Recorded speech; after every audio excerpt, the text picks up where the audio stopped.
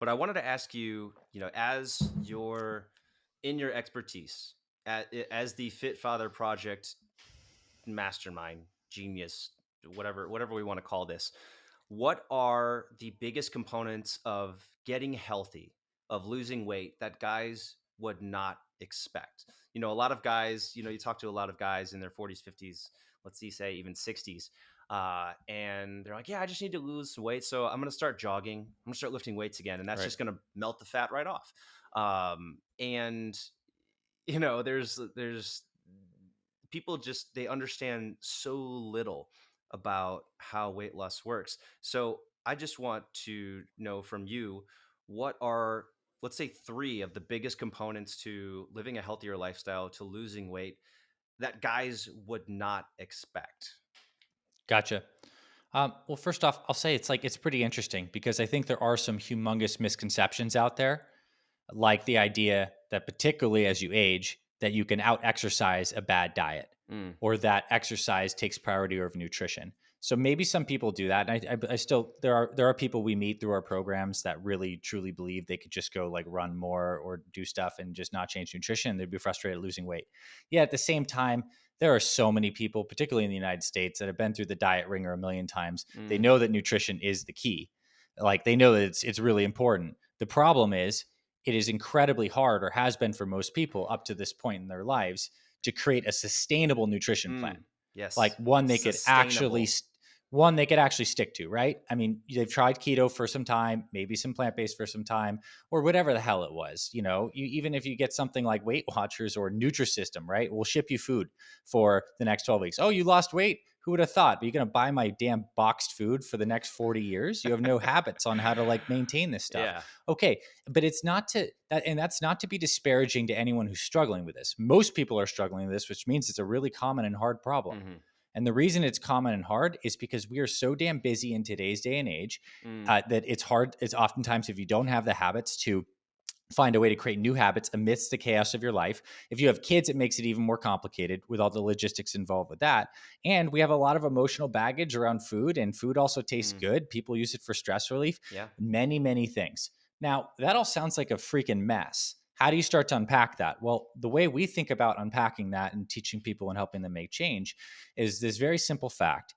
Every day we wake up, this is an opportunity. Like our life is in these sectioned units. We have this kind of day, and we have the ability to make that day like positive and productive towards our goals of losing weight. And that means that we're going to need to do some things in the categories of moving our body, taking care of nutrition, et cetera, et cetera. How do we Yeah. actually make that process like sustainable, Hmm. smooth, fits your lifestyle, actually enjoyable? If you can Yeah. check these boxes, you're golden. And now you also got to make it Repeat simple. those four ones for me again. Yeah, I would say it 100% has to be sustainable, Hmm. right? It has to be smooth, which is Hmm. very much with sustainable. If there's too many friction points, Hmm. you're not going to stick with it. So you have to It be has able to to be do it. simple. Yeah. Yeah, you have to be able to do it, which means simple, Hmm. deploy it, but it actually has to be enjoyable. And Mm, this is the one that I think most people miss, is like it has to be enjoyable, and mm, it has to be in respect to the rhythms of our life. So let's get into this. One of the first things we do on our Fit Father meal plan is we have people decide what their meal timing schedule is. When do you eat? Let's like, just like how the body is built, like we got like a bone structure, right? That then the muscles hang off of. This when question is the structure of your entire thing. When do you eat? Are you the kind of person who enjoys breakfast, or you wake up really early for work? Then maybe you might want to do something like this: mm. breakfast early, lunch noon, afternoon mini meal at 3, dinner at 6, 7. Okay, we call it like a 4x4. Or you're someone who's not hungry for breakfast and you want to do some intermittent fasting. You skip the first meal, you have the first meal maybe at 11 or noon, maybe you have that snack at 3, dinner at 4. Or if we even have like meal timing schedule setups for people who work like night shift, third shift, whatever. Point is, you decide on that. Mm. That gives you the scaffolding and structure, because this is really important for a couple reasons. One, every new day, regardless of what you did yesterday, these are like behavioral hooks that you can go onto, Mhm. especially if you make your first meal of the day a consistent meal one. We help people do like, maybe it's one of our like awesome smoothie recipes with a bunch of like protein and good stuff in there, berries, cacao, whatever, that kind of thing.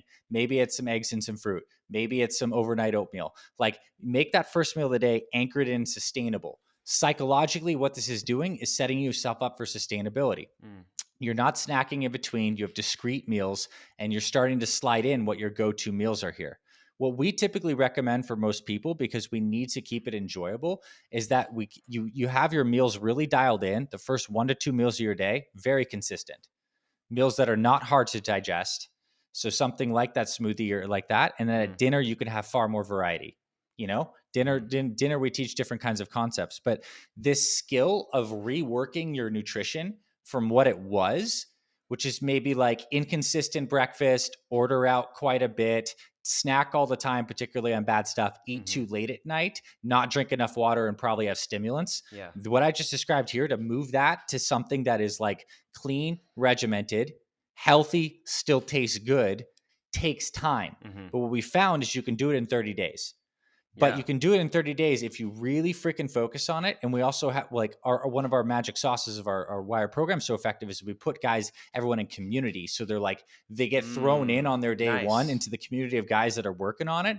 So they're seeing guys that are like 400 days down the line. They're seeing guys that are starting on the same day as them. And there's a lot of camaraderie to this because look, this is a full team effort to really change these foundational habits of what you put in your mouth. And I'll tell you this, out of all the personal development bullshit that you could invest in, and I'm saying bullshit because it's helped me a lot in life. I'll take that back.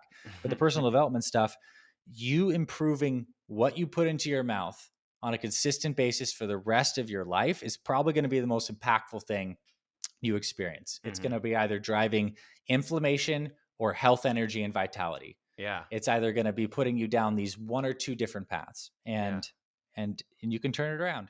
Hope you enjoyed that. Click over here if you want to watch another clip from the podcast. If you haven't subscribed, click over here to subscribe and check out full episodes on any major podcasting platform, full video episodes on the Better Man Podcast YouTube channel.